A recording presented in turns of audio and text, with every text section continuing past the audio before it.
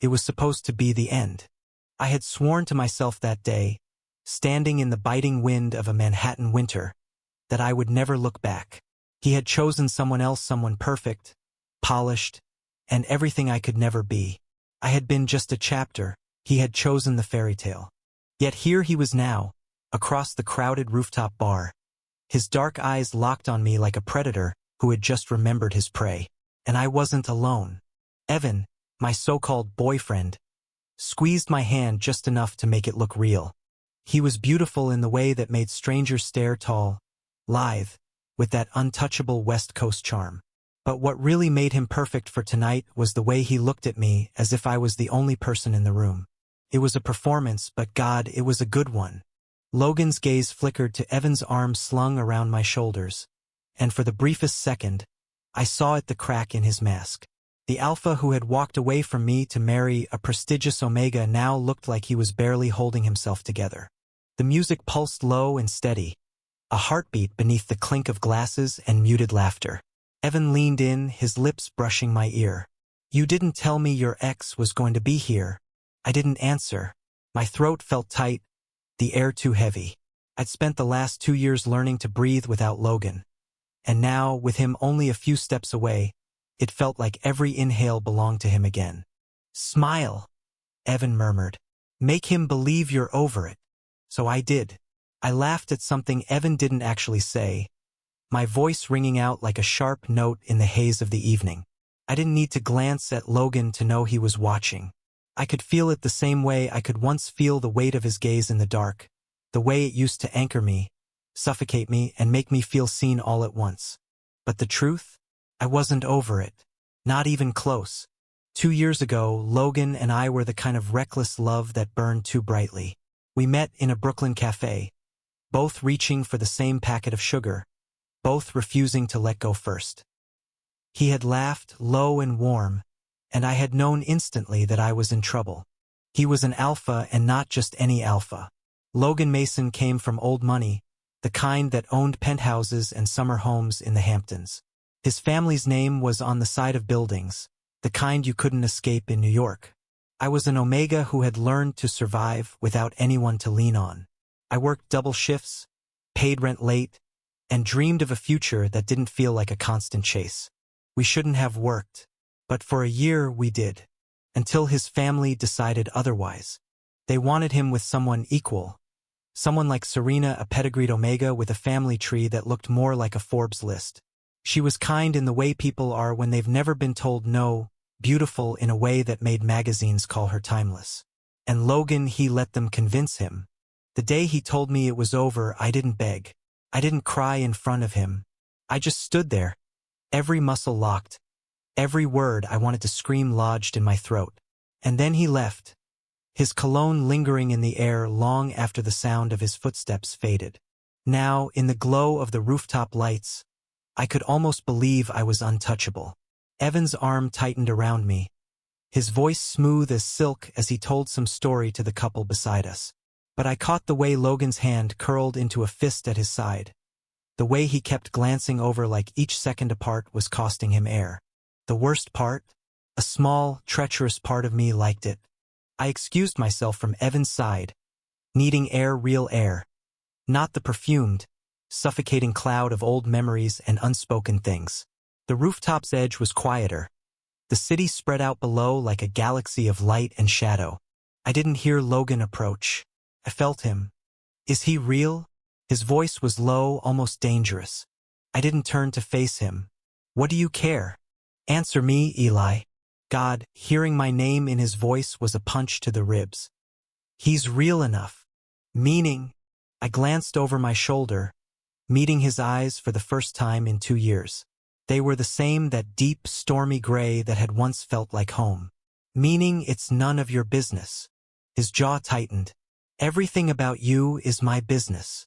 I laughed, sharp and bitter. You lost that right the day you walked away. That was the thing about Logan. He had always known how to take up space in a room, in my mind, in my life.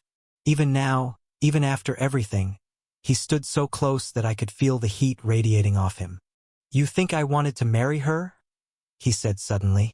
I didn't answer. I didn't have a choice. I turned fully then, anger sparking hot in my chest. You always had a choice, Logan. You just didn't choose me. He flinched, barely.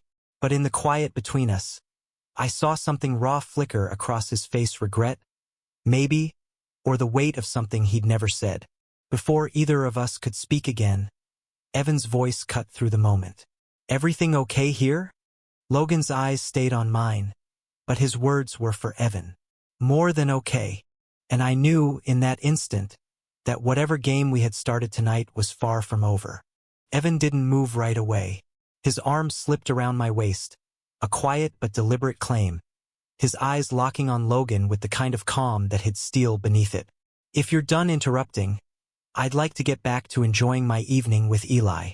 I could feel the shift in the air. Logan stiffened, his alpha presence coiling tighter, like a storm holding back its first crack of thunder. Eli and I have unfinished business, Logan said. I stepped between them before either of them could push further. No, Logan. You have unfinished business. I'm doing just fine. Evan's hand lingered at my back as he led me away, but I didn't miss the way Logan's gaze followed me, burning into every step. We left the rooftop soon after. Evan hailed a cab, and I slid inside, grateful for the escape from Logan's shadow, or at least I thought so. You okay? Evan asked, his voice softer now that we were away from the crowd. Yeah, elite. You're terrible at lying. I almost laughed. Almost. He's complicated. Evan looked out the window for a beat, then back at me. You know, if this is too much, we can end the whole fake boyfriend thing. But ending it meant letting Logan think I'd moved on with ease. And I wasn't ready to give him that peace. No. Let's keep going. For the next week, it felt like Logan was everywhere. At the coffee shop near my work. Outside the building where Evan and I had dinner. Once, even standing across the street from my apartment, as if he'd been waiting for me to notice. He didn't approach, not at first. But on a rainy Thursday night, he caught me alone. I had just left Evan's place when Logan stepped out from the shadows, rain glistening on his leather jacket. We need to talk. I should have walked away. Instead, I found myself standing there, soaked, shivering, and hating how my heart still knew his rhythm. Say whatever you came to say, I told him. I made a mistake. His voice cracked just enough to sound real. The biggest mistake of my life. I shook my head. You think you can just say that and it fixes 2 years? No. But I can try to explain. He stepped closer, his hands clenched at his sides as if he was afraid touching me would break me. My family threatened to cut me off completely. I thought I could live without you if it meant giving them what they wanted. I was wrong. I can't breathe without you, Eli. I hated that my chest ached hearing it. You married her, Logan. You chose her. She left 6 months ago. She knew I didn't love her. The rain kept falling, loud in the silence between us. I should have said something, should have walked away. Instead, I let him stand there, his eyes searching mine like they were looking for the boy he'd left behind. Eli, his voice was barely a whisper. You still feel it, don't you? I wanted to deny it, but when his fingers brushed mine just barely, every wall I'd built trembled. Before I could answer, headlights cut through the rain. Evan's car pulled up to the curb, his window rolling down. You coming? I stepped back from Logan. Goodbye, Logan. Over the next few days, I tried to bury the encounter. Evan noticed my distraction but didn't push. That's one of the reasons I'd asked him to help in the first place. He never demanded what I wasn't ready to give. But Logan didn't give up. He sent flowers I didn't accept, texts I didn't answer, and one night, he showed up outside my building again. This time, Evan was with me. Evan got out of the car first, placing himself between me and Logan. You need to leave him alone. Logan's eyes cut to mine, ignoring Evan entirely. One night. Just give me one night to prove I haven't stopped loving you. The ache in my chest was unbearable. I should have said no. I should have closed the door and walked away. But part of me needed closure, or maybe I needed to see if the fire between us was still there. We met at the quiet park near the river, where the city lights blurred against the water. He didn't waste time with small talk. I don't deserve you, he said. But I want to spend the rest of my life trying.